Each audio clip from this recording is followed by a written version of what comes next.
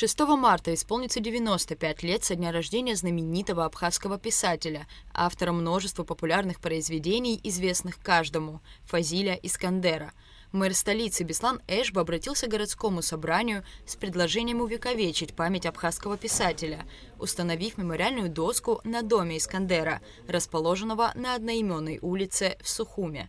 Депутаты поддержали это предложение единогласно. Исторически справедливо, чтобы на таком замечательном доме, где жил важный для Абхазии, для абхазской культуры человек, была увековечена его память. Мы в Сухумском городском собрании очень внимательно следим вместе с администрацией о том, что происходит с домом Фазиля Абдуловича.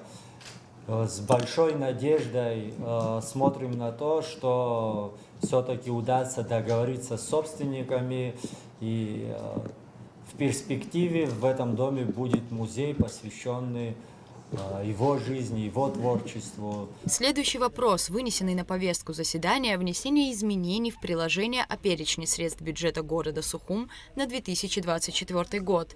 Как рассказал мэр столицы, необходимо внести предлагаемые изменения, потому как возникла необходимость учреждения еще одного предприятия, которое будет заниматься полигоном твердобытовых отходов, который в скором времени уже будет введен в эксплуатацию. Депутаты поддержали внесение необходимых изменений. Программа социально-экономического содействия развитию социально-экономического развития Республики Абхазия Российской Федерации была выделена определенная сумма для строительства полигона по сортировке и захоронению твердых отходов. Проект был реализован, но по некоторым, скажем так, данным необходимо было еще дополнить его определенными работами, то есть очистными сооружениями, что возникли вопросы, которые, для перестраховки, может быть, и так далее. То есть полигон давно должен был, скажем, запуститься, может, и в 2021, и в 2022 году, но ввиду разных обстоятельств, во всяком случае, на сегодняшний день практически на 90% работы там выполнены.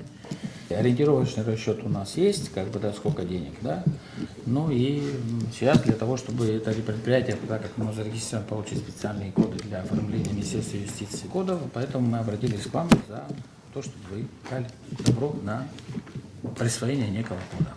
Депутаты городского собрания также заслушали доклад о проделанной за 2023 год работе Управления финансов администрации города Сухум. Представил отчет начальник управления Алхас Лагвилава. Он отметил, что план был перевыполнен по всем видам налогов. По дотациям в бюджет города выполнение плана составило 81%. По субсидиям из республиканского бюджета выполнение 100%.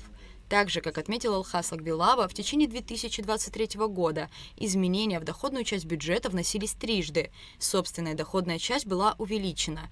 При изначальном плане бюджета перевыполнение составило более 200 миллионов. План расходной части бюджета был выполнен на 99%. Бюджет сферы образования столицы был выполнен на 600 миллионов рублей. План сферы здравоохранения – 244 миллиона рублей. Культура исполнения составила 99%. На физкультуру и спорт было выделено 46 миллионов 152 тысячи рублей, что составило 98,3% от общей плана бюджета.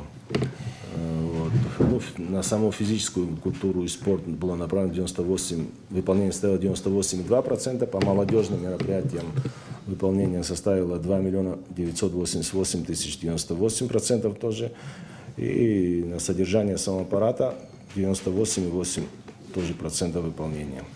По социальной политике, это наш расчетный центр по выплатам, всего финансирования было 44 миллиона, выполнение составило 98,8%. Отчет начальника управления финансов администрации столицы был принят депутатами единогласно. Дальнейшее обсуждение продолжилось без СМИ. Рада Чачава, Михаил Братухин, Абхазское телевидение.